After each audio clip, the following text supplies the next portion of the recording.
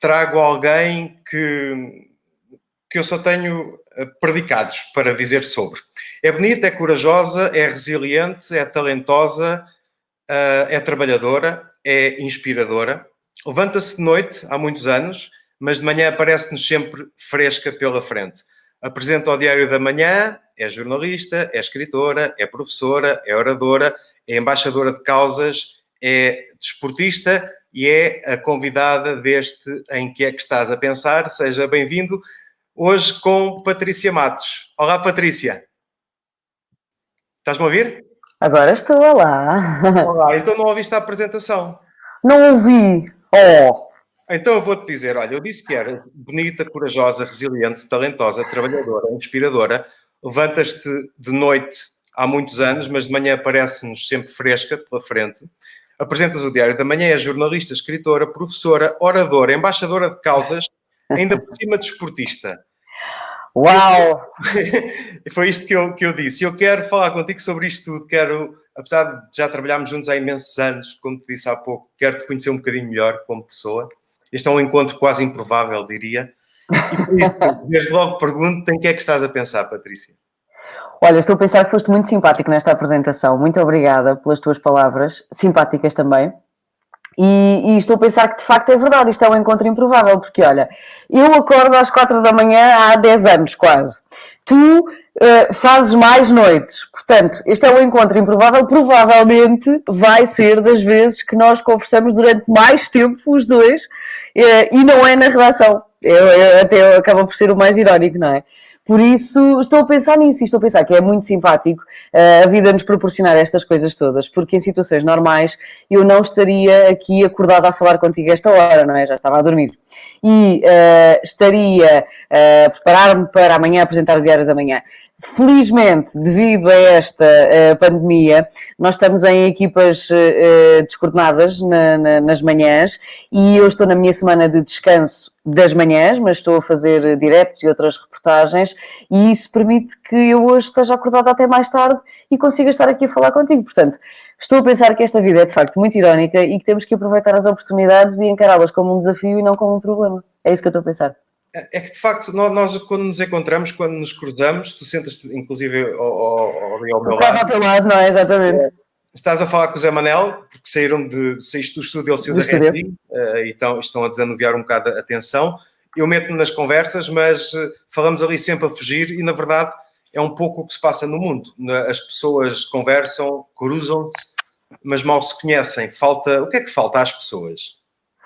Olha, falta serem pessoas. Eu acho que as pessoas não se dão muita oportunidade para serem pessoas, não se dão oportunidade para se conhecerem, não se dão oportunidade para sentir, para vivenciar, não se dão oportunidade porque têm sempre aquela desculpa do não há tempo, não é? Não tenho, devíamos ir tomar um café para conversar um bocadinho, pois é, mas não tenho tempo, não dá, e depois de repente acontece qualquer coisa e passamos a ter o tempo todo do mundo.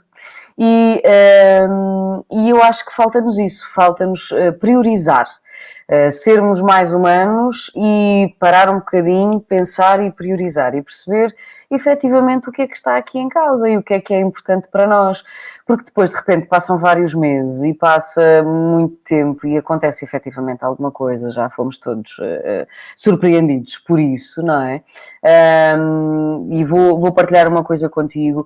Um querido amigo meu deixou-nos no ano passado e deixou-nos em março do ano passado. E a morte dele foi um choque porque ele era muito jovem, por todas as razões e mais alguma foi um choque. E nós no Natal tínhamos trocado mensagens, depois trocámos também, mas no Natal tínhamos trocado mensagens e a mensagem dele era: espero que 2019 nos permita passar mais tempo juntos. E nós não passámos mais tempo juntos. E eu quando fui rever as mensagens dele, fiquei com aquele amargo de boca, sabes? E pensei, realmente somos muito parvos, porque andamos uma vida inteira a correr, a tentar fazer tudo e tantas coisas que queremos e outras que desejamos e não sabemos se queremos bem ou não, mas desejamos e vamos atrás delas. E depois esquecemos do essencial, que são as pessoas. Porque às vezes é uma grande chatice nós lidarmos uns com os outros, que é, porque somos todos seres únicos e especiais e particulares, mas isto sem pessoas não tem graça nenhuma, Portanto, é muito por aqui, é isso que eu acho, é que falta-nos ser pessoas, permitirmos-nos ser pessoas. E acho que falta-nos essa parte muito. Sabes o que é que me choca igualmente? No nosso caso na TV, não é o caso da TV, no nosso caso que trabalhamos na TV, portanto, no nosso meio profissional, é precisamente até às vezes o contrário, é fulano A, como é que está? Epá, aconteceu isto, e nós trabalhamos no mesmo sítio e nem sabemos o que é que está a acontecer ao nosso lado. E essa é uma das coisas que eu queria ouvir-te sobre a pandemia, ou seja, a tua perspectiva. Tu és uma pessoa muito, muito humanista. Aliás, esta legenda que está aqui, eu retirei do teu blog, deve ser de mim. Verdade, És grata e inconformada, és otimista e atenta, és alegre e ponderada, resiliente e muito focada. E a pergunta é genial: se a vida dá limões, porque é que insistimos em fazer sumo de maçã? Mas tu já tens este input, digamos assim, da humanidade.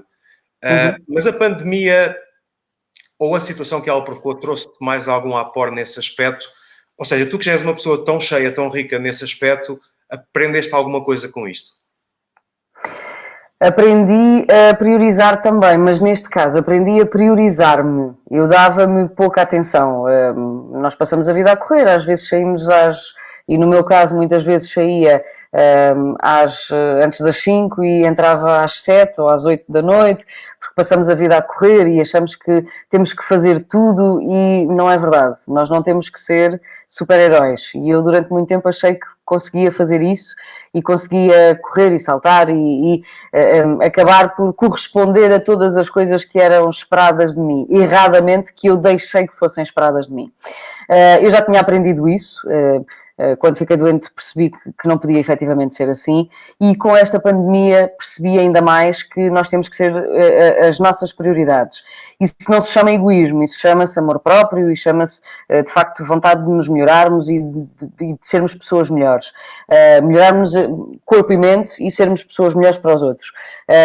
Porque eu acho que esta pandemia veio limitar-nos, veio dar-nos uma consciência muito grande, que é nós não controlamos nada. E aquilo que nós achávamos que conseguíamos fazer e acontecer e correr para aqui, para ali, para além, simplesmente acabou, porque viemos todos enfiados em casa, ficámos todos enfiados em casa. No meu caso, eu fiquei 53 dias, enfiadinha em casa, sossegadinha, saía para deitar o lixo, depois comecei a sair para ir fazer umas compras, ir à farmácia, umas coisas muito, muito, muito residuais, tive que fazer tudo aqui. E depois temos muita noção também que precisamos de muito espaço. Precisamos de muito espaço e agora queria fazer isto, mas não tenho aquilo, e depois precisava Nós não precisamos de nada, nós precisamos do básico, do mínimo para viver. Precisamos de muito pouco, muito mesmo. Até a nossa comida é muito básica, nós não precisamos de coisas elaboradas. O corpo alimenta-se de muito pouco, tem que ter os nutrientes essenciais e o resto é só o resto. É tudo descartável, é tudo acessório. O essencial é só aquilo. E, portanto, esta pandemia trouxe-me essa consciência, essa certeza em relação à alimentação também, em relação às minhas tarefas, em relação à priorização. Obrigou-me a perceber o que é que era mais importante, o que é que eu devia fazer em primeiro lugar. Porque também, quando temos muito tempo, temos a falsa sensação de que é possível fazer tudo nesta vida, não é? Não vou fazer isto agora, faço aquilo depois e amanhã tenho tempo e nada disso. Portanto, a história que o povo é tão sabedor e diz não deixes para amanhã o que podes fazer hoje é absolutamente verdade. Portanto, se nós temos isto para fazer agora, amanhã com certeza surgirá outra coisa. E se não surgir, então vamos descansar. Portanto, eu priorizei-me e priorizei as coisas todas que eu tinha que fazer em relação a mim. Fiz desporto todos os dias desta quarentena, só dei descanso ao domingo, foi o meu dia de folga. E é tal o hábito que eu há bocado, ainda em casa, estive a fazer também, porque durante um tempo tive o hábito de sair para correr ou para caminhar, mas entretanto agora também acabei por perder muito, muito essa parte e faço tudo aqui. Tenho um saco de boxe e dou ali uns socos e liberto o stress todo aqui em casa e, portanto, foi muito isso. E também deu-me a noção que esta pandemia pode ser muito violenta do ponto de vista emocional. Do ponto de vista físico também, porque entramos numa procrastinação e acabamos por não ter tanta ação e e atitude para fazer algumas coisas. Mas do ponto de vista emocional, esta pandemia vai ser muito violenta. Aliás, já se fala disso, falava-se logo disso do início, e agora, à medida que o tempo vai passando, nós vamos tendo consciência disso, e os especialistas falam disso cada vez mais. Há pessoas que não sabem viver com o isolamento, há pessoas que não conseguem viver com a limitação, não conseguem viver com a solidão. Eu passei 53 dias sozinha, e essas são as pessoas que passam pior, porque não têm um apoio, não têm com quem conversar. Eu tive sempre a sorte de ter muita gente à minha volta, apesar de não fisicamente, ter sempre muita gente presente. E consegui, porque já tinha este trabalho, já tinha este percurso feito por mim também, consegui aguentar-me e perceber e aceitar. Foi o primeiro passo, aceitar que nada disto está sob o meu controle. Portanto, o que eu não posso controlar, só posso aceitar. E a partir daqui é começar a construir. Portanto, um dia ponho um tijolo, outro dia ponho um bocadinho de massa, outro dia ponho outro tijolo e assim sucessivamente. Então, a construção é toda muito básica, é exatamente igual. Portanto, há dias maus? Sim, claro que sim, há dias maus. E há dias em que, olha, apetece-te ficar de pijama o dia inteiro e, efetivamente, houve um dia ou outro em que me apeteceu fazer isso. E vais tomar banho e mudas de pijama. E está tudo certo. E permite-te fazer isso. E está tudo certo. Eu também me permiti fazer isso. Porque eu antigamente não. Eu sempre fui muito rígida e muito má para mim em alguns momentos, que era, obrigava-me a cumprir as coisas e tinha que fazer e só podia descansar depois daquilo. Agora não, o que está feito fica ao lado do que está para fazer, como a minha mãe costuma dizer tantas vezes, e descansa. O descanso faz parte do treino e está tudo certo. Portanto, priorizar e aliviar aqui a carga. Foi isso que me ensinou. É uma das coisas que eu aprecio em ti, aprecio várias, mas uma das coisas que eu aprecio em ti é, precisamente que eu sou um pouco o contrário. Eu, se estivesse no teu horário, dormia o resto do dia inteiro e devia-se treinar. E uma das coisas que eu aprecio em ti é essa tua capacidade de gerir tudo aquilo que eu disse que tu fazias, porque tu depois de saís da TVI, dás aulas, escreves livros, fazes palestras, és embaixadora de causas, fazes conteúdos, até tens uma atividade que não se esgota quando sais da TVI.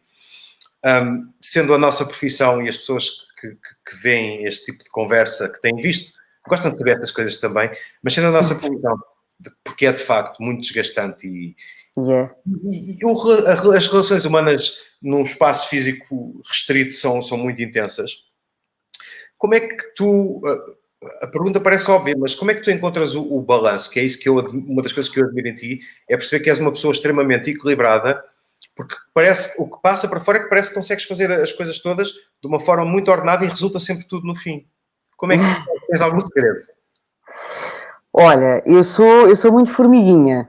Eu sou muito formiguinha, sempre fui muito formiguinha. Herdei isso muito da minha avó e da minha mãe e fui sou muito formiguinha.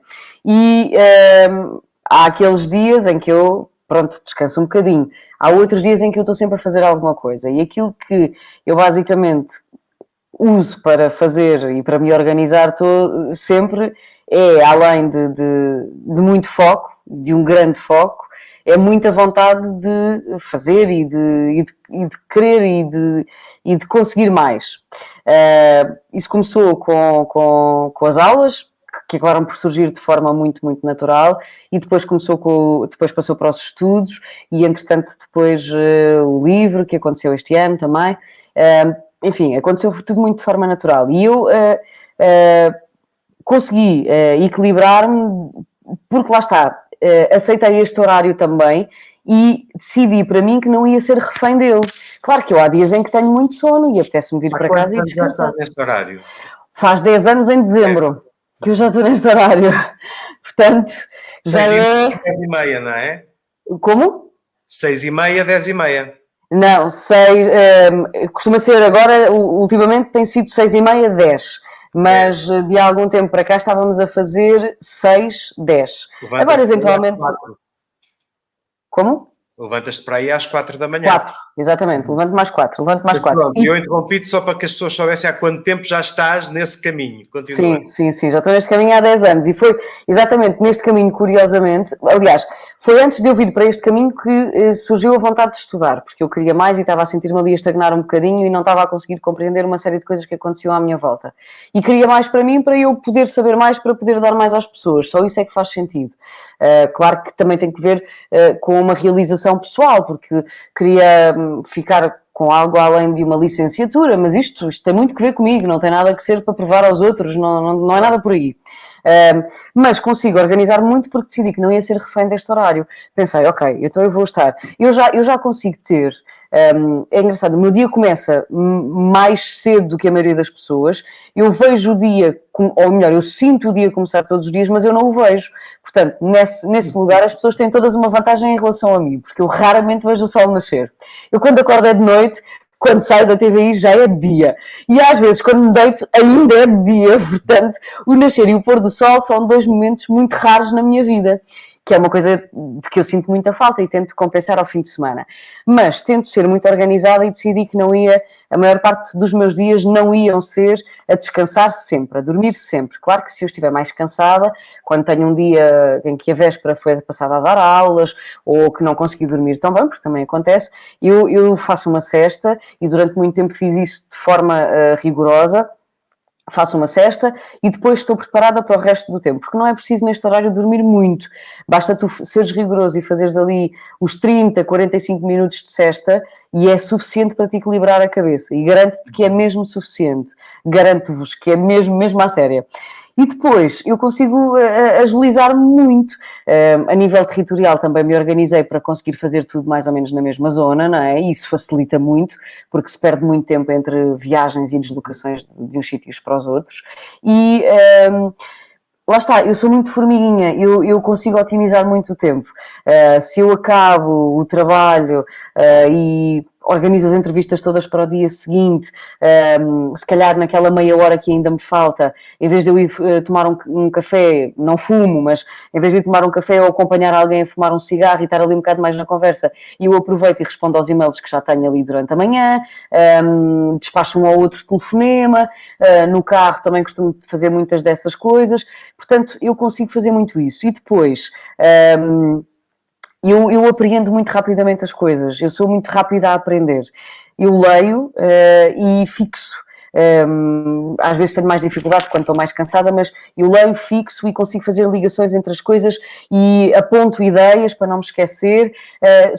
Conheço os meus pontos fortes e os meus pontos fracos. E os fortes eu aproveito, os fracos luto contra eles. Se me esqueço de uma coisa, anoto, tenho uma agenda digital, mas tenho uma agenda em papel, porque já sei que às vezes as coisas falham e tenho sempre um backup. Nunca me deixo, nunca fico na mão. Tenho sempre um backup. E se antigamente, porque era mais nova e, enfim, achamos que levamos a vida de outra maneira, fazia tudo muito em cima da hora, de há uns anos para cá não. Consigo fazer tudo com muita organização e, tirando aquelas coisas mais urgentes que nos aparecem, aquelas importantes que nós temos sempre para resolver, eu faço-as e estou sempre muito organizada, portanto, tenho sempre tudo muito esquematizado. E é muito por aí, é o rigor e a organização, não há outra forma de fazer. Se quiseres fazer alguma coisa, tem que ser mesmo assim. Claro.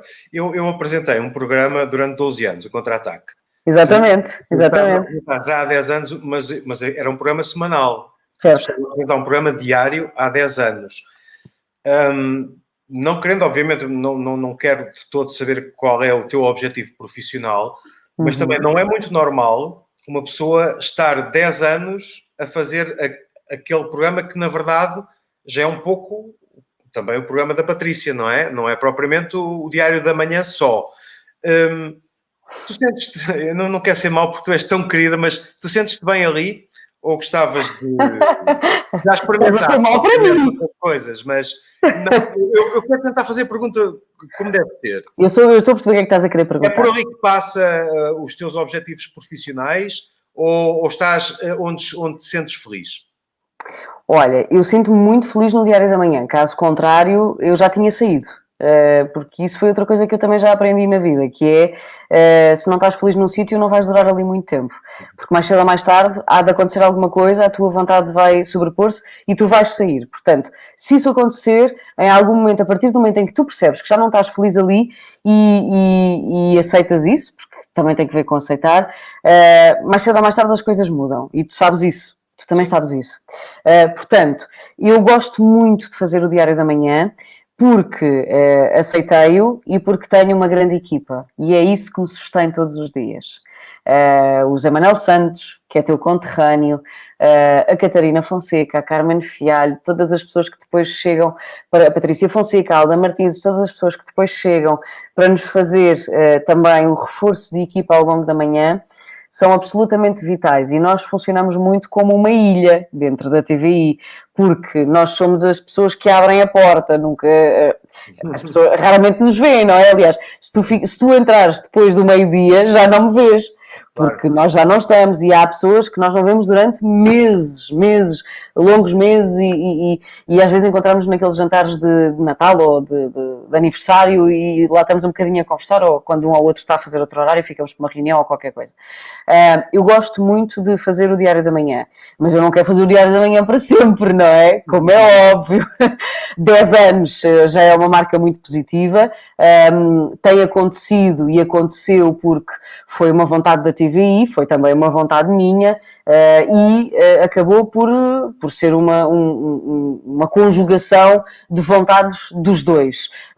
Não sei quanto tempo mais é que vai durar, naturalmente que claro que o objetivo de uma pessoa que está na televisão e que já tem este trabalho há tanto tempo é mudar de horário e é crescer também um bocadinho e é fazer outras coisas, porque eu já tive várias experiências, já consegui fazer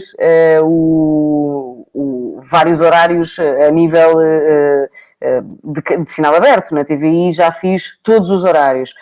No verão passado apresentei o Jornal das 8, já o tinha feito também enquanto Jornal Nacional, o Jornal da Uma faço muitas vezes e o Diário da Manhã também, faço praticamente todos os dias, ou todos os dias, agora nestas descoordenações é que não. Mas obviamente que o meu objetivo passa por fazer mais coisas, há muitas coisas que eu ainda não fiz gosto muito do Diário da Manhã, mas não vou ficar lá, seguramente que não vou ficar lá para sempre, portanto é tudo uma questão de oportunidade, mas eu também acredito que tudo acontece no tempo certo, portanto isso é uma coisa que não me preocupa, não me apoquenta rigorosamente nada. É fazer limonada com os limões que a vida nos dá. Exatamente. Porque eu vou estar a pensar no sumo de maçã, se a limonada é boa, percebes?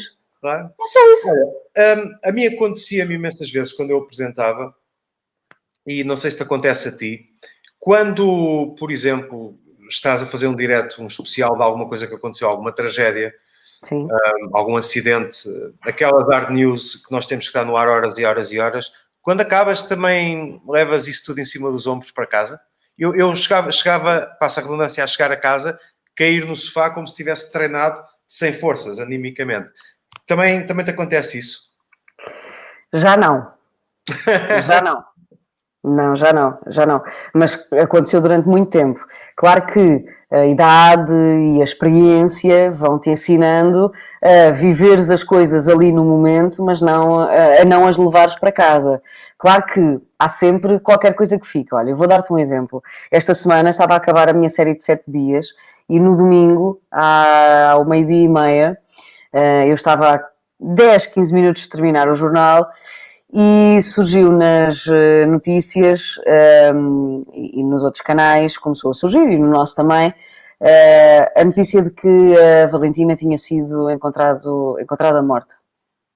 E nós não conseguíamos confirmar, porque não conseguíamos falar com o repórter no local, havia ali um problema de rede, e era preciso procurar essa informação. E eu abri o site da Polícia Judiciária e estava lá essa informação. Claro que quando tu acompanhas uma história destas, porque vais percebendo de outros casos e vais conseguindo ver que se calhar há finais que não são tão felizes, não é? E de uma maneira ou de outra permites-te adivinhar um bocadinho o desfecho, ainda que queiras e desejes que o desfecho seja o outro, não é? Mas chega uma altura em que tu também já começas a perder a esperança, porque acompanhas o caso e mais ou menos esperas aquele momento, esperas o milagre, mas também esperas o outro momento. Desejas o melhor, mas preparas-te para o pior. E nós isso também acontece. Portanto, havia buscas há 4 dias, não era um tempo extraordinário, mas havia muitos sinais estranhos e nós em bastidores também vamos sabendo muitas coisas que não vão para o ar, não é? Portanto, havia muitos sinais estranhos e falava-se já de algumas coisas desde a manhã daquele domingo, e nós fomos percebendo e acompanhando o caso. E à 12:30 surge essa notícia que podia ter sido encontrado o corpo da menina. E eu procurei no site da Polícia Judiciária e efetivamente tinha acabado de sair um comunicado em que dizia que tinha sido encontrado o corpo e tinham sido detidas 2 pessoas. E não havia nada preparado. Nós lançámos para o ar, acabámos a peça que estávamos a passar e lançámos um pivô solto, portanto eu enchi ali um bocadinho com a informação, recordei o caso e depois conseguimos ter o Miguel Fernandes ao telefone, o nosso colega, conseguimos ter o Nuno Chaves que estava em Atuia da Baleia a acompanhar as buscas e conseguimos fazer ali um mini última hora, não é? E reagir dessa forma. Eu não te vou dizer que eu não vim para casa sem isso, porque nesse instante eu não consegui disfarçar o incómodo que aquilo me causou. Porque eu não sou mãe, mas sou filha e tenho crianças perto de mim e é impossível tu não fazeres uma associação. E é impossível, mesmo que não faças essa associação, que não te sintas incomodado com uma coisa que está a acontecer, porque eu sinto, não é? As pessoas sentem, nós somos humanos. Passam de 50 coisas pela cabeça em frações de segundos e há um incómodo, não consegues disfarçar esse incómodo e eu no domingo não consegui disfarçar esse incómodo e não estou nada preocupada com isso, porque não estou mesmo preocupada com isso. Estava preocupada se tivesse cometido alguma incongruência a nível de discurso, se tivesse dado alguma informação errada, se tivesse dito alguma coisa que não devia, se tivesse acusado alguém. Isso eu não fiz. Mas fiquei muito incomodada. Eu, enquanto pessoa, fiquei muito incomodada com aquilo. E durante todo esse domingo foi pesado para mim. Aquilo foi muito pesado para mim. Só à meia da tarde, mais ou menos, é que eu consegui descomprimir e consegui libertar um bocadinho. Mas tomei uma decisão que foi não ver mais notícias relacionadas com aquilo. Mesmo que me fossem chegando notificações, que foram chegando, eu não abri nenhuma. Portanto, aquela informação básica que eu tinha chegava. Só a partir de segunda-feira é que eu comecei a ver. Eu dei-me tempo para reagir à notícia e permiti não ficar a absorver tudo aquilo, porque se tu trazes tudo para casa é complicado, não é? Porque todos os dias, pelo menos todos os dias, tens uma história má. Se vives um atentado, como já aconteceu, em 2016 foram os atentados em Bruxelas, nós entramos em estúdio às 6 da manhã e saímos à 1 da tarde. E esse dia foi muito complicado, porque ainda por cima nós temos colegas em Bruxelas e conhecemos pessoas que moram ali e pronto, e queres saber se elas estão bem, não é? E há sempre qualquer coisa que te toca e são emissões grandes e sentes-te cansado e parece isso, que levaste a uma tareia ou que treinaste horas a fio, mas pronto, eu construí e uso para mim, muitas vezes, uma parede invisível. E as coisas têm aquela tendência, isto naturalmente é uma metáfora, em bater na parede e cair para baixo. E eu agora já consigo fazer isso. Há outras vezes que não levanto a parede assim tão rápido como foi no domingo e as coisas batem em mim. Mas quando consigo, levanto a parede e o embate já é um bocadinho mais suave. E é por aí que funciona. Mas também se nós, ao fazermos jornalismo, não tenhamos ali um lado humano, somos aqueles robôs que vimos no YouTube que apresentam notícias. Aqui há tempos aconteceu essa notícia do robô a apresentar notícias. Eu comentei a alguns que, ok, tudo bem, ele até pode nem cometer nenhuma gafe sequer, como nós cometemos. Mas há uma coisa que ele não tem. Ele não consegue passar, não é? Claro. Tu és da opinião também que o jornalismo tem que passar. Não, uma coisa é passar traços de humanidade, digamos assim, seja na apresentação, seja no storytelling. Outra coisa é darmos opinião. E nós, tu, eu, jornalistas, sabemos fazer essa diferença. Claro. O jornalismo é chegar ali e debitar a informação, ou devemos... Não estou a falar de comunicação, de comunicar, não estou a ir por aí. Estou a ir pelo facto de as pessoas normalmente se esquecerem que nós também somos pessoas. As pessoas esquecem-se, mas esquecem-se porque nós também não as lembramos durante muito tempo. Nós habituámos... Nós às vezes queremos fazer tudo muito certinho e com medo de sermos apontados daqui ou dali, nós temos medo de arriscar, nós temos medo de fazer uma coisa diferente, nós temos medo de mostrar às pessoas que somos pessoas e foi isso que durante muito tempo nós todos nos esquecemos. Eu acho que uma coisa é isso, é os traços de humanidade, outras são os traços de opinião, que é completamente diferente. E é isso que tem que se diferenciar. E é aí que nós temos que ter alguma ponderação e algum filtro, como é óbvio, não é? Agora, Tu, quando contas uma história, e eu, quando conto uma história, aliás, nós os dois, quando contamos uma história, vamos contá-la de maneira absolutamente diferente. É sempre inquinada, tem sempre um olhar próprio, não é? Sempre, tu vais escolher um adjetivo para uma coisa e eu vou escolher um adjetivo para outra. Se nós olharmos para uma paisagem, tu vais destacar uma coisa e eu vou destacar outra. E isso já é subjetividade. Exato. Mas isso não é errado. Isso não é falta de rigor. Isso não é opinião. Isso é interpretação. E é óbvio que nós temos que interpretar. Eu ontem fui a Fátima. Estive nas cerimónias do 13 de Maio, absolutamente atípicas. Não me peças para olhar para um santuário vazio e não interpretar. Não é? Não me peças para olhar para um santuário cheio de nevoeiro e perceber que aquilo não é nada. E de 5 minutos depois está limpo. Não me peças para não dizer isso porque eu tenho que dizer isso. É isso que vai marcar a minha reportagem. É isso que me difere de outras pessoas que podem não o fazer. Eu tenho que fazer isso. Mas mesmo que ninguém não o faça, se eu achar que tenho que o fazer, eu falo-ei. Porque eu acho que isso está certo. Há coisas que tu não consegues esconder. Nem podes, nem deves. E está tudo bem. Mas qual é?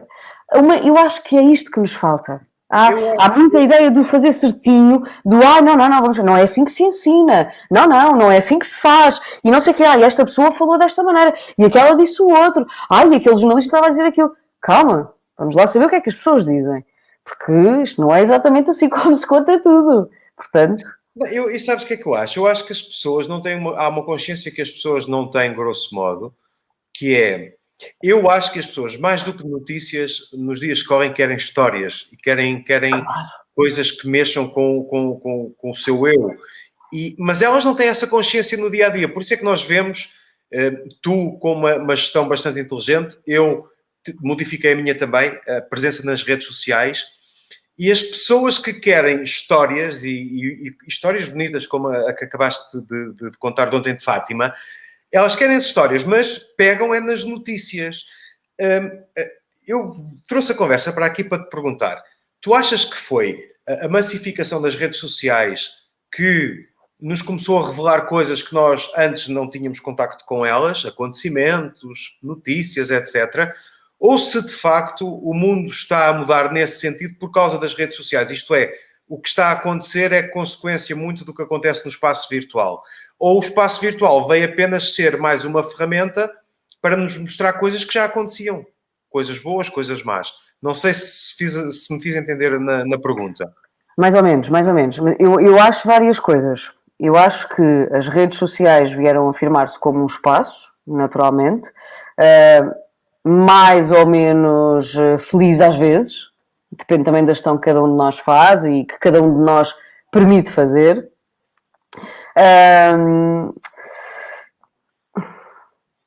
Acho que as pessoas, pela rapidez com que se partilha nas redes sociais, podem estar mais atentas a algumas coisas, porque têm um conhecimento mais rápido. Porque se formos na rua e acontecer alguma coisa, eu tiro uma fotografia, ponho na rede social e o meu grupo vai ficar a saber. Se tu partilhares do meu, passa para o teu e para aí, e por aí adiante. E as coisas ganham uma dimensão maior mais rapidamente por aí. Eu acho é que...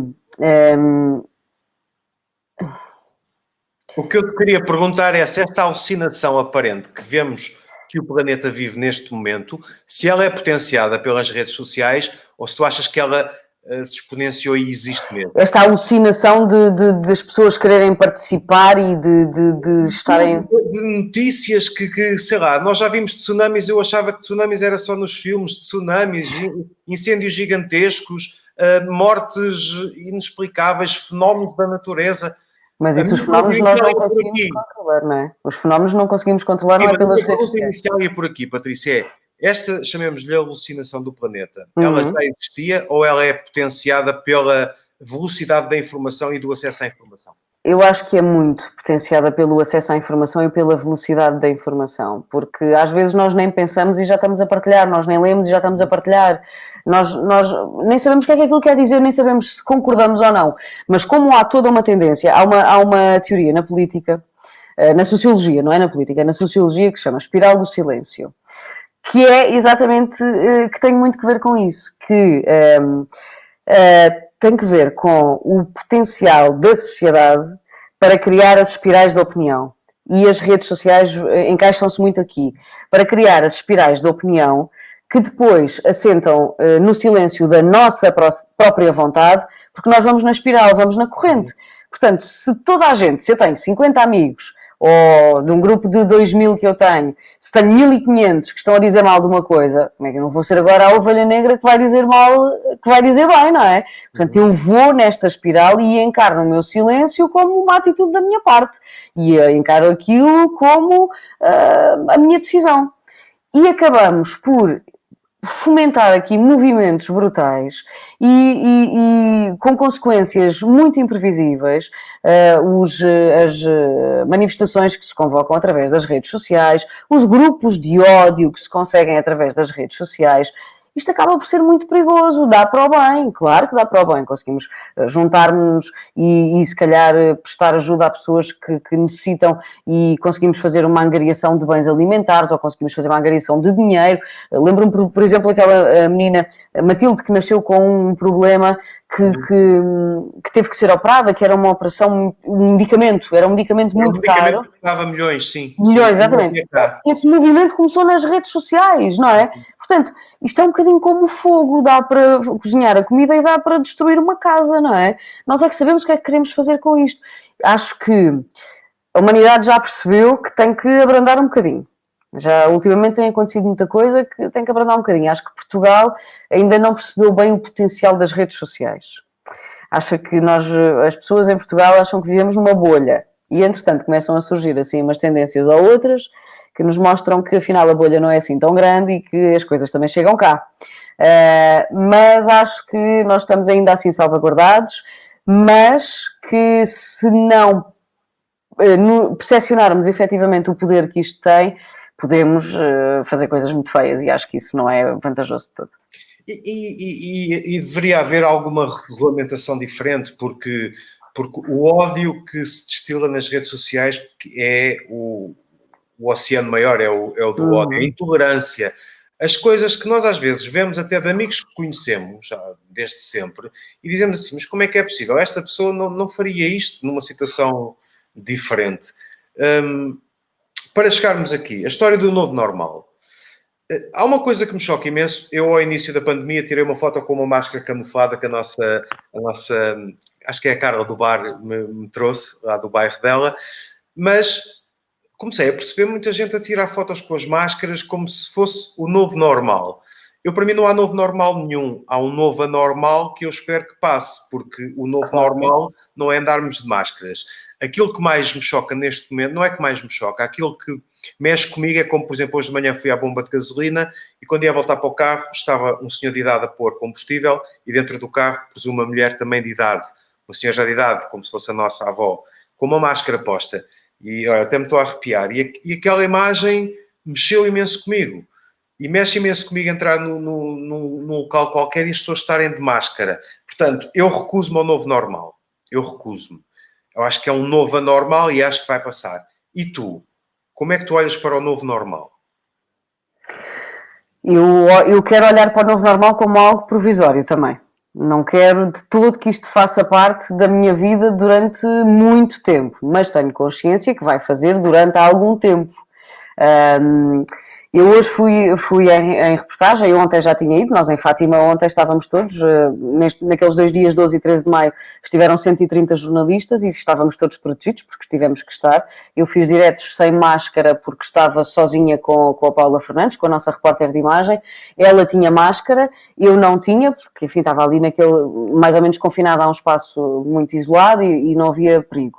Mas depois, quando estávamos todos juntos, obviamente que colocámos as nossas máscaras. Aliás, no carro, as duas, íamos de máscara colocada. Hoje, no oceanário, durante a visita do Ministro do Mar, nós estávamos todos de máscara. A entrevista que foi feita ao Ministro, nós e o Sr. Ministro estávamos todos de máscara. E teve que ser assim. Se é estranho, é muito estranho, especialmente porque nós andamos, conversamos, carregamos material e a máscara atrapalha-nos um bocadinho. Além da máscara, andamos sempre preocupados em desinfetar as mãos, porque depois tocas em alguma coisa, ainda que haja toda uma série de avisos. É o normal, não é? Ao que tu estás habituado, ou ao que tu estavas habituado e que agora vai ter que ficar um bocadinho em suspenso. Eu adapto-me. Eu não é uma questão de achar normal ou não achar normal. Eu adapto-me. Claro que também comprei álcool gel para mim, comprei máscaras, comprei luvas, toalhetes desinfetantes e uso, não é? Para me sentir protegida. Eu quero acreditar que é muito provisório, que é o que tem que ser para nós nos protegermos a nós e aos outros. Nós tirámos uma fotografia em Fátima, de facto, com máscaras, para assinalar esse momento diferente, conforme tirámos ao santuário vazio, mas tirar fotografias de máscara para andar a colocar nas redes sociais não é de todo o meu core, não é de toda mesmo a minha onda, porque não acho mesmo que seja por aí, e até porque se já todos percebemos que isso até é obrigatório e que temos que usar, usamos, mas vamos tentar dar uma ideia de normalidade e acho que a nossa normalidade passa muito por aí também. Se eu coloco uma fotografia da minha vida pessoal, acaba por não haver assim tanto, mas se coloco uma fotografia a trabalhar, a não ser que esteja com muita gente, naturalmente aí estarei protegida, mas trabalhar, a apresentar o jornal não estou de máscara, portanto nem faz sentido fazer uma coisa dessas. Claro que os nossos colegas estão, porque têm que estar, essa é agora a nova realidade deles, mas quero acreditar muito, também por isso, que vai ser uma realidade provisória. Vou encará-la dessa forma, aceito-a, mas quero que seja provisória, mas acho que ainda vai demorar um bocadinho a passar. E recusas-te a que esse novo normal seja uma tomada de consciência, isto é, que as pessoas não se habituem a que as coisas... Eu não posso dizer isto mal. As coisas têm que ser assim. Claro. Esperamos que sejam temporárias. Mas que elas não se habituem a que, ok, vamos andar de máscaras. É um hábito que desapareça. Eu, pela primeira vez na vida, acho que não me estou a fazer explicar. Que as pessoas não interiorizem isso como um dado adquirido. Para a frente. Claro. Também isto traz uma tomada de responsabilidade e de consciência na sua própria missão em proteger-se e proteger-nos, não é? Ou seja, eu acho que aqui o grande problema é que tu não sabes quando é que isto vai acabar, não há uma data de fim, não é? Porque se te dissessem, agora vamos usar máscaras até setembro, pronto, tudo certo. Comprávamos as máscaras, usávamos as máscaras e até setembro já sabíamos que o problema é que não tem um fim, tu não vês um final, não há uma luz. Há uma melhoria, é verdade, se calhar há uma luz, as pessoas falam numa luz ao fundo do túnel em relação à melhoria, em relação aos números, que Portugal está muito bem, de facto passou ao lado de grandes problemas, como Espanha, aqui ao lado mesmo, mas mesmo assim nós não temos um fim, nós não sabemos quando é que isto vai ser. Fala-se que setembro já vai ser melhor, outubro então já vai ser bastante melhor, mas nós não sabemos, mas também se fala numa segunda vaga da pandemia, não é? Portanto, eu acho que esse é o grande problema, é essa incerteza que nos mina a todos e que não nos consegue dar aqui alguma tranquilidade. É isso que eu acho que falta. Nós não estamos a viver um dia a seguir ao outro e se calhar precisamos de fazer isso. Estamos a pensar quando é que isto acaba. Agora vou usar a máscara. Eu vou-te dizer, eu comprei 4 máscaras de tecido, daquelas laváveis e reutilizáveis, mas de resto estou a usar as máscaras descartáveis, porque para mim uso um bocadinho como metáfora, que é tiro e acabou. Esta já está. Já passou este dia. E vou fazer assim. Mas só passaram, não sei se ainda 3 meses desde que tudo isto começou. Parece uma vida inteira já. É verdade. É o que eu tenho. Por isso eu te pergunto, o que é que tens mais saudades do antes, dessa vida inteira que passou ainda só há 3 meses? Do que é que tenho saudades? Olha, tenho saudades de abraçar pessoas. Eu gosto muito de abraçar pessoas. Sou uma pessoa de contacto. Sou uma pessoa de tato. Sou uma pessoa de proximidade, de beijos. Sou uma pessoa dessas. E depois passei o meu aniversário sozinha, no final de março. Já estava em isolamento. Já estava em quarentena. E foi complicado, foi complicado. Tens aquelas coisas das reuniões de Zoom e das conferências e ter ali muita gente em chamada, em telechamada, mas não é a mesma coisa, não é? Não dás um beijinho aos teus pais, não dás um beijinho à tua família e isso é estranho. Tenho saudades dessa liberdade, mais que não seja, às vezes podíamos passar dias inteiros em casa, mas mais que não fosse saberes que podes sair. E agora aqui sabes que não podes. Portanto, é sempre quando não podes que tens mais vontade de fazer as coisas. Tenho saudades de ir ao cinema, tenho saudades de ir à FNAC comprar livros, tenho saudades sei lá, tenho saudades de andar na rua sem que as pessoas tenham medo de se aproximar umas das outras. E no supermercado.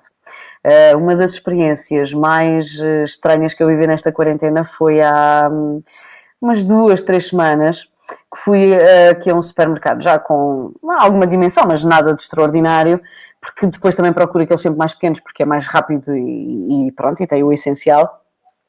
E eu estava na fila cá fora para entrar e era uma fila com cerca de 10 pessoas e não se ouvia nada, nada. As pessoas não dizem bom dia, não conversam umas com as outras nem a 1 metro de distância. A única coisa que eu conseguia ouvir eram os carrinhos, as rodas dos carrinhos das compras a passar por nós, das pessoas que saíam do supermercado e iam aos carros deixar os sacos. E era aterrador, foi aterrador, aterrador. E eu pensei, temos que mudar isto. Temos que mudar isto, não pode ser assim. Temos que dizer bom dia, obrigada, como está, precisa de alguma coisa, temos que fazer alguma coisa. E isso preocupa-me. Disso eu tenho saudades. Da vivacidade das pessoas, falarem umas com as outras. Já vai toda a gente... Diário nos corredores do supermercado, quando os carrinhos se cruzam de frente, não é? Tudo, porque já vai quase toda a gente sozinha ao supermercado, não é? Portanto, e o objetivo já é despachar. Portanto, vamos embora. E isso é estranho, essa desconfiança que se criou entre nós, porque isto é invisível, não é? Nós não sabemos quem é que tem, quem é que não tem. Vamos acreditar que à partida saberemos. Mas há assintomáticos e sabemos lá as coisas. Esse até é o maior perigo, são os assintomáticos. Exatamente. Portanto, nós criámos medo uns dos outros e disso eu tenho saudades. Tenho saudades dessa... Nós temos várias coisas em comum. A próxima vamos falar sobre ela, mas também temos esta, porque eu também dou comigo a pensar mais do que na forma, no conteúdo, que é...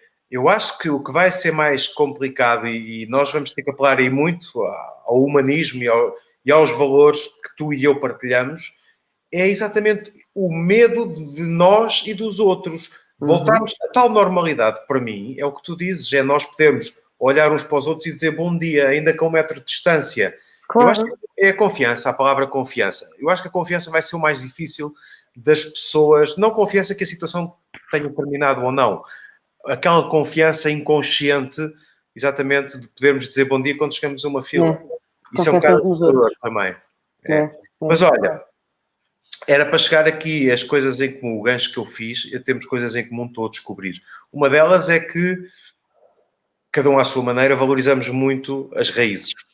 Sim. O nosso território e as nossas raízes. Tu és ainda... Não é ainda, tu és ribatejana, alto claro que sim, só que tu és da Alzíria e eu sou do Médio Tejo, essa é a diferença. E as pessoas têm a ideia que nós, na televisão, nascemos todos na cidade, em Ouro, e portanto alguém nos leva ao colo até chegar onde... E achamos que que todos achamos que os ovos vêm do supermercado. Exatamente, é isso.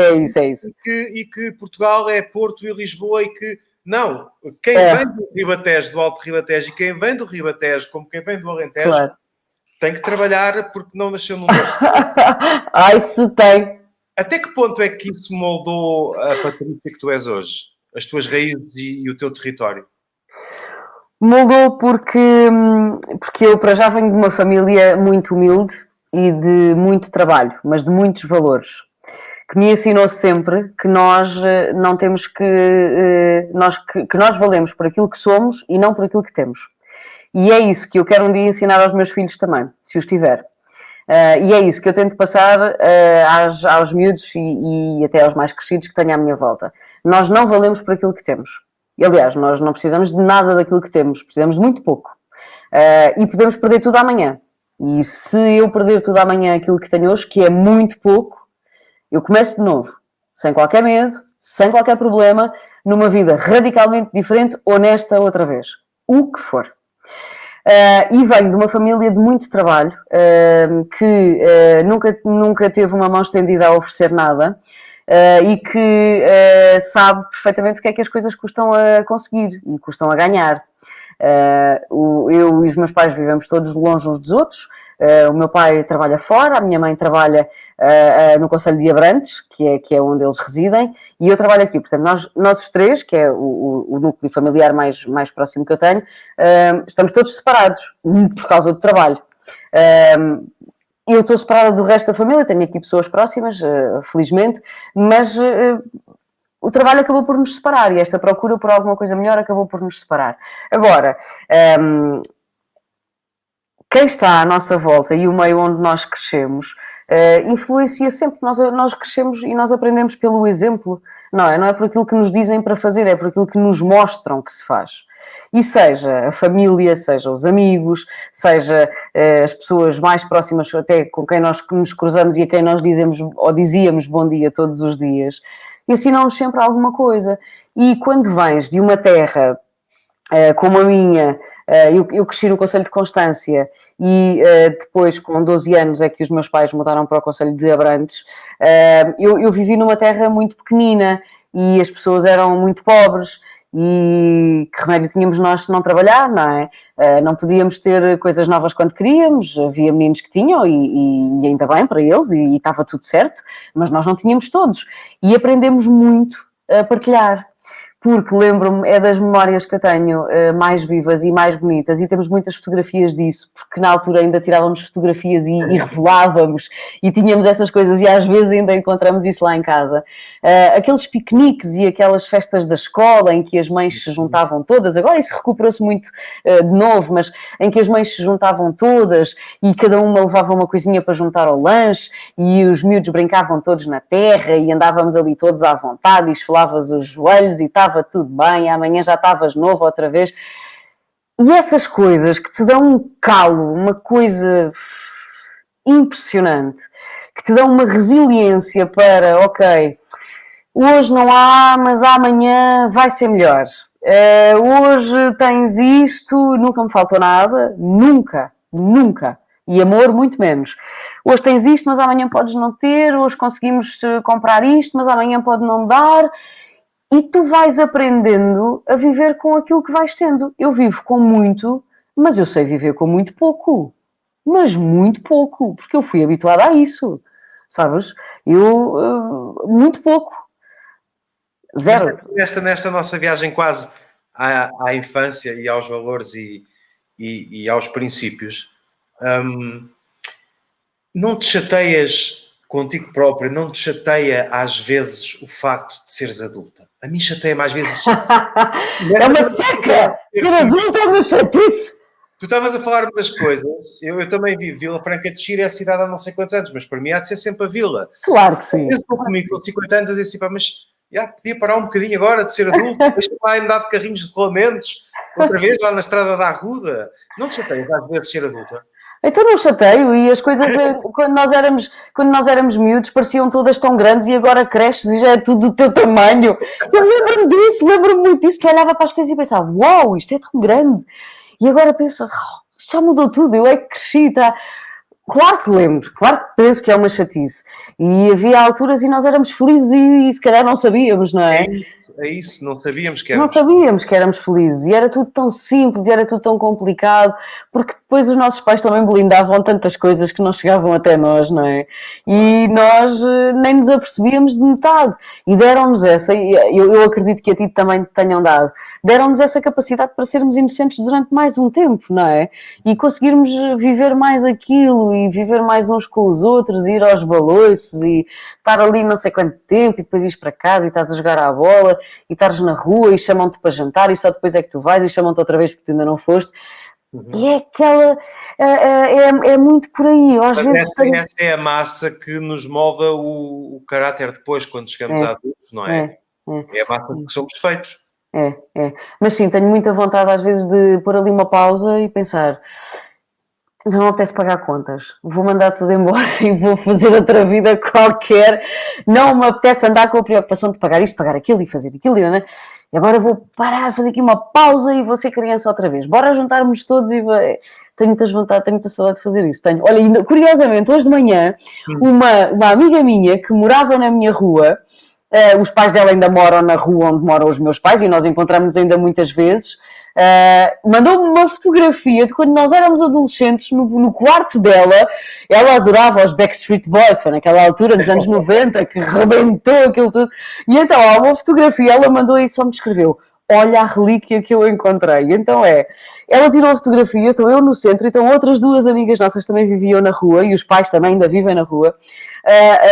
Por baixo dos pósteres dos Backstreet Boys a comer bolachas, uma coisa super básica. Ela dizia: vou mandar-te só esta, mas encontrei uma série de outras relíquias, maravilhoso. E eu dei-lhe essa frase e disse: olha, éramos felizes e não sabíamos. E hoje nós estamos aqui a conversar e ela é enfermeira e está na linha da frente dos hospitais do Médio Tejo a combater a Covid-19. E somos felizes dentro daquilo que nos deixam ser neste momento. Sem dúvida. Eu acho que essa Sem dúvida. É a grande diferença. Sem dúvida. Agora, uma coisa que não tem muito a ver com isto, mas já que estás aqui e que aceitaste estar esta hora aqui à conversa, vamos falar de um projeto que tu tens que é bastante antigo, que é o teu blog, Deve Ser de Mim. Sim. Eu tenho um blog, mas que não é para massas, é como esta sala de estar, é onde eu converso comigo próprio. Depois, quem quiser ler, lê, quem não quer, não lê, mas é uma conversa comigo próprio. Não te pergunto porque é que tens este blog atualmente, mas porque é que te nasceu esta ideia? Porque é que ele nasceu? Sentias necessidade de ter outros canais para exteriorizares alguma coisa para ti própria? Que é para isso que o meu blog serve, por exemplo? Foi exatamente isso. Porque nós somos muitas coisas, não é? E as pessoas veem o Zé Gabriel Quaresma, jornalista, veem a Patrícia Matos, jornalista, mas não sabem o que é as outras coisas, não é? Nós não temos propriamente que aparecer em revistas e ir a festas para as pessoas perceberem que nós temos mais vida além daquilo que fazemos. Até porque não é de todo o core de de cada um dos dois. Sim. Portanto, mesmo. Portanto, não é por aí. E então, nada contra, mas nada contra. São opções. Só que não é uma coisa que me faça feliz. Sim. Não é uma coisa que me faça feliz. Portanto, é só isso. Se me disser alguma coisa... Patrícia, eu, por exemplo, muita gente me diz das redes sociais, agora não tanto porque eu reposicionei-me, mas eu não uso as redes sociais por uma questão de narcisismo. Nada. Da corrida, ou quando apresentava notícias, é para, eu assumo, manter e conservar e prolongar uma imagem que eu quero passar para as pessoas. Naturalmente. O blog surgiu porque eu queria contar muitas histórias que também ia encontrando e que achava que devia partilhar. Muito conhecimento também que eu tinha e que queria partilhar. Porque às vezes há uma notícia que te marca e tens alguma coisa a dizer sobre aquilo, porque às vezes vais na rua ou vais a um supermercado ou vais à bomba de gasolina e a pessoa que está a falar contigo dá-te um bom dia diferente, partilha contigo também uma história diferente. Eu tenho essas histórias, tu de certeza que também tens essas histórias. E isto surgiu muito nesse sentido, porque há a história de alguém que me inspira a mim e de certeza que inspiraria outras pessoas, e eu quis partilhar isso. E acontece muito isso, porque agora neste tempo de quarentena o blog ficou um bocadinho em suspenso, porque não dá para fazer tanta coisa. Pois não dá.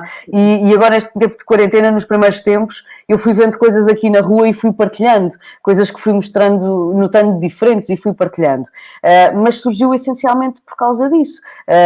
Hoje em dia, as minhas redes sociais, surgiu também para que houvesse um canal mais lógico de comunicação para mim.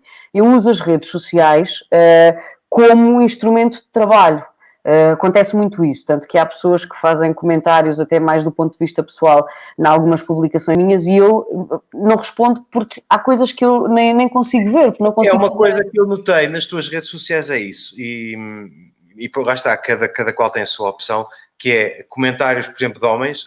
Há um fenómeno que é, eu vejo para Carla, vejo as mulheres quando apresentam notícias, eu também fui assediado, mas com vocês as pessoas escrevem coisas inacreditáveis. E muitas que se apagam, que nem aparecem, portanto, imagina. E o que eu notei nas tuas redes sociais é que tu não tens esse tipo de interação. Olá, bom dia, obrigado.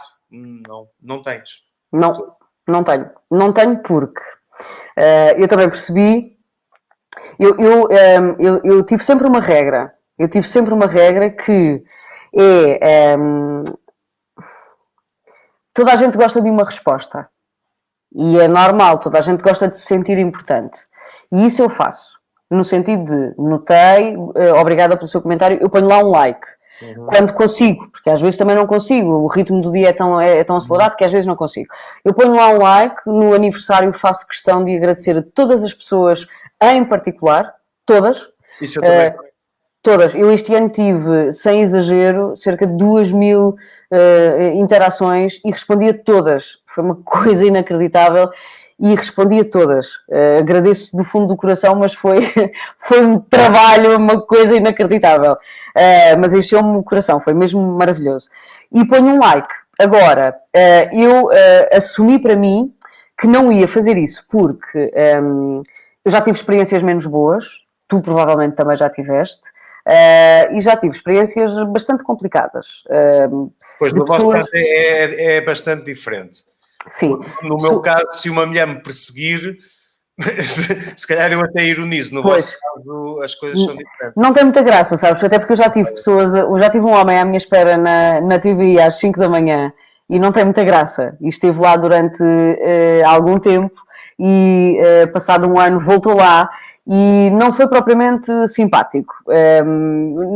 Foi ali uma situação muito, muito delicada e tivemos que lidar com aquilo de forma complicada.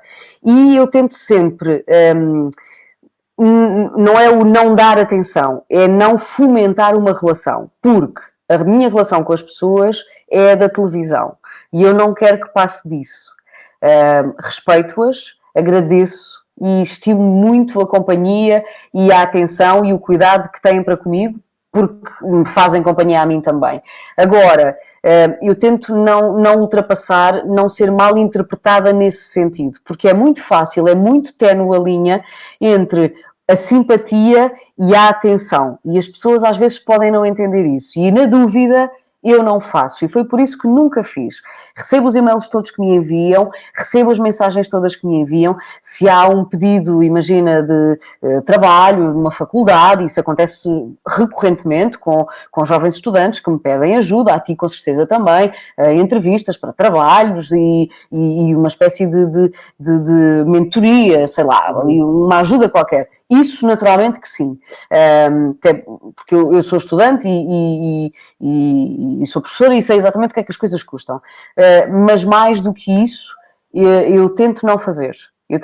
Acontece o mesmo com os convidados. Contam-se pelos dedos de uma mão os meus convidados que ficaram meus amigos. Em 12 anos, 13 anos de TVI. Portanto, eu tento não misturar as coisas. E obviamente que todos os dias tu tens insinuações nesse sentido. As mulheres são o alvo mais fácil ou mais apetecível, digamos assim. Agora, há limites e as pessoas têm que perceber isso. E há limites que eu não deixo ultrapassar. E há coisas que eu não permito e com base no respeito e na educação, se há alguém se fugir um bocadinho desse limite, então eu vou ter que lembrar que ele lá está. Olha, uma coisa que muita gente sabe, mas que muita gente não sabe, é que tu foste atleta mesmo. Atleta. Fui atleta. E atualmente tu praticas desporto por causa desse ADN que tu trouxeste ou praticas desporto como eu, porque é aqui que eu encontro o meu equilíbrio? Pelas duas coisas. Um pouco também agora a história da prática desportiva e falámos um pouco disso, até porque tu estás ligada a causas do desporto também. Exatamente, eu sou embaixadora da União Europeia, embaixadora Be Active, há 4 anos. O projeto Be Active é um projeto que já tem 5 anos e surgiu na União Europeia e funciona em todos os países da União Europeia e somos vários embaixadores em Portugal. Há embaixadores naturalmente ligados ao desporto, atletas olímpicos, e há outros embaixadores que não são ligados ao desporto ou que estão de alguma maneira ligados ao desporto, mas que estão também ligados à vida civil. É o meu caso, é o caso da Fátima Lopes, e fazemos essa ponte à vida civil, não, à sociedade civil. E fazemos essa ponte entre o desporto também. Eu fui federada em atletismo durante a minha adolescência, mas entretanto foi-me diagnosticado um problema nos joelhos e eu tive que desistir, porque era impossível continuar a praticar. Eu gostava imenso e fazia barreiras e fazia velocidade, era uma coisa que me dava muito, muito gosto, e estafeta também, e fazia muito gosto. Fui federada na Associação de Atletismo de Santarém, no Tramagal Sport União, é muito giro, é muito giro. E ainda temos um grupo e conversamos todos ainda muito daquela altura, é muito engraçado. Ainda tenho umas medalhas em casa da minha mãe, e esse gosto pelo desporto eu nunca perdi. E acabei sempre por ir fazendo algumas coisas. Eu não sou bicho de ginásio, é uma coisa que não me cativa muito, mas ultimamente esta quarentena também me deu isso. Eu treinei todos os dias, descansei ao domingo, mas de resto treinei todos os dias e fui, como ao longo do tempo também fui conhecendo muitas pessoas e fui fazendo vários treinos. Fui fazendo um treino com um PT com quem eu já tinha treinado há algum tempo, que me foi passando aqui alguns exercícios, outros que eu fui fazendo e fui recriando. Tenho também uma bicicleta de manutenção e fui aproveitando e recuperei esse hábito. E depois, na minha quarentena, comprei um saco de boxe, que é o desporto que eu pratico desde o ano passado, desde o verão do ano passado. E foi a melhor coisa que eu fiz na vida, foi começar a fazer boxe. Mas falas de lutas, no caso, eu aí tenho que puxar a brasa à minha sardinha e, portanto, ou não, à minha, tua, onde é que treinas? Aqui podemos fazer publicidade a isso. Olha, eu treino no Life Club, na academia, em Santos, com o Sérgio Melo, que é o PT mais extraordinário que eu já conheci, que é um homem absolutamente inspirador, é um homem inacreditável, que tem uma história de vida brutal e que me ensinou que no boxe, como na vida, o ponto não está em saber dar, está em saber apanhar. E que é esse mesmo ensinamento da vida. E então, ele ensinou-me que se eu não estou atenta, se eu não tenho ali aquele foco e aquele olhar, eu vou apanhar. Mas se eu apanhar, eu tenho que saber resistir. E eu tenho que saber resistir. Se o adversário me está a dar muito, eu tenho que saber resistir até ele se cansar. Ou pelo menos até ele achar que eu já me cansei. E aí... Até porque as pessoas não sabem que quando nós apanhamos, podemos expirar. E, portanto, estar a apanhar quando levas... Pois é. Pode ser o ganhar tempo, ganhar forças e para não reagir. estar a levar porrada, como diz o outro. Exatamente, é isso mesmo. E encontrei o meu foco e gosto imenso de treinar com ele. E encontrei porque o boxe, como outros desportos, mas eu falo de boxe porque é aquilo que eu pratico, não foi pela luta que eu fui. Eu tentei ir pelo menos... numa primeira fase, pela descarga de adrenalina que me permitia. E depois fiquei pelo foco que me obriga a ter, que é, eu tenho que ter tanto cuidado no jogo de mãos, de braços e de pernas, que eu não posso pensar em mais nada. E aquele momento ali, aquela hora, é mesmo só para mim. E depois criámos um grupo muito engraçado, e somos várias pessoas a treinar, porque ele depois tem vários alunos, e também dá aulas de grupo, cardio-box. E então vamos todos para as aulas. Ele é brasileiro e é muito engraçado, escolhe músicas muito engraçadas para nós fazermos o aquecimento, para fazermos alongamentos, às vezes para fazermos aqueles exercícios, e é muito giro. E eu encontro ali o verdadeiro lugar. Agora, quando voltar, provavelmente vamos ter algumas limitações e se calhar não podemos ser tantos a fazer as aulas, mas dessa parte eu sinto muita falta. Lá está, das pessoas, daquele contacto, daqueles momentos em que tu vives. Imagina, se ele depois passa uma música e fazemos sempre ali um bocadinho de samba no final da aula, ele passa uma música no fim. Se há um que já saiu para o balneário, alguém o vai buscar, porque tem que ser a turma toda a fazer o samba no fim da aula. Portanto, é essa camaradagem e é isso que se ganha, porque são as pessoas é que valem a pena, percebes? Porque e é aquilo que te dá e aquilo que te consegue ensinar. Em seguida, deixo-te um convite. Quando voltar, não é quando voltarmos à normalidade, quando voltar a haver treinos, vais fazer um treino Muay Thai comigo na minha escola. Feito. A sério? Está feito, estou a falar a sério. Pronto. Combinado. Porque a pergunta que eu faço sempre, que é a mais injusta de todas, Sim. que é uma coisa que ninguém vai dizer mal, não é? Porque estamos em direto, é o que é que achaste deste serão? Olha, gostei tanto deste serão, gostei tanto desta nossa conversa, porque ultimamente só temos também conversado de Covid, não é? De Pois é. dificuldade.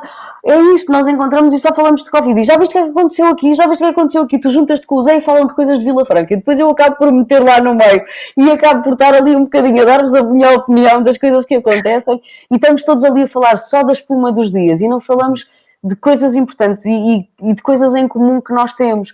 Porque a agitação também nos tirou isso, tirou-nos esse discernimento para perceber e agora deu-nos esse tempo para voltarmos a recuperá-lo. E eu acho que isso é muito, muito importante e gostei muito, muito deste bocadinho. E no nosso caso, como tu disseste no início, foi, acho eu, a primeira vez em tantos anos que conversámos tanto tempo. É verdade. E um bocadinho mais nesta hora e 15 do que em 15 anos ou não sei quantos anos. Provavelmente. Olha, Patrícia, eu no fim dizer-te que eu convidei-te porque era um encontro improvável e eu queria de alguma forma manifestar-te ou passar um bocado essa, entre pares não se diz isto, mas essa admiração pelo teu percurso, pelo teu caminho, coisas que nós não temos oportunidade de dizer lá. Podemos, fora daquele contexto, podemos dizê-las, e eu convidei-te por isso, porque achei que és uma pessoa que de facto tem um percurso interessante e que foi feito ao meu lado sem quase que nós tenhamos dado conta um do outro, do percurso de um e do outro, exatamente por coisas da vida, porque tu abrias a porta e eu normalmente fechava. Fechavas. Portanto, foi basicamente uma espécie de tributo. Não é isso que eu quis fazer. E por isso queria-te agradecer muito, muito, porque eu também gostei imenso da conversa. Olha, eu aceitei exatamente porque também tenho essa admiração por ti e é uma coisa boa que existe entre as pessoas, é essa reciprocidade. Eu acho que isso tem sempre que existir para haver uma relação entre dois, ou entre mais, mas entre dois aqui como base. E foi por isso que aceitei. E as pessoas podem lembrar-se muito de alguns apanhados que podem ver nas redes sociais, que ainda hoje nos roubam muitas gargalhadas e muitos momentos saudosos, mas têm que se lembrar de ti também pelo percurso fantástico que tu fizeste, por esses anos que fizeste esse programa e outros tantos que fazem parte da nossa vida, que eu também cresci a ver, desculpa por te dizer isto, mas cresci a ver quando eu nunca sonhei a trabalhar em televisão, nunca foi uma ambição para mim e hoje estou muito feliz a fazer isso. E tu foste uma das pessoas que me acompanhou nesse percurso e nesses momentos em que eu fui crescendo e fui aprendendo. E foi de ti também que eu bebi muitas coisas. Muito obrigada, Zé. Não estava toda à espera, mas que as pessoas percebam que, de facto, nós, os que trabalham na televisão, somos humanos e conseguimos, alguns de nós, poucos de nós, mas alguns de nós conseguem isto que aconteceu aqui, que é publicamente e de uma forma completamente genuína elogiar o outro da forma como o fizemos, sem estar sequer planeado, enfim. Planeado, claro que não. Com um certo nó na garganta. Minha querida, um beijinho muito grande. Um grande beijinho, obrigada. Obrigado. Um beijinho para ti e para a tua família, obrigada. E só não te dou um abraço amanhã na TV por uma questão de distância de segurança. Mas vou dar quando te vir e tu vais senti-lo. Um beijinho Vamos grande. comprar um fato de pintor e vamos fazer esse abraço. Obrigado. Um beijinho, um grande beijinho, obrigada. E obrigada a todas as pessoas que acompanharam. Muito obrigada. Um grande beijinho para todos. Obrigado, tchau, tchau. Obrigada, Zé. Um grande beijinho, obrigada. A Patrícia é isto. É uma mulher surpreendente e foi também a primeira deste Em Que É Que Estás a Pensar. O 6º episódio com a Patrícia Matos não podia ter sido melhor. Eu adorei, espero que tenha gostado também.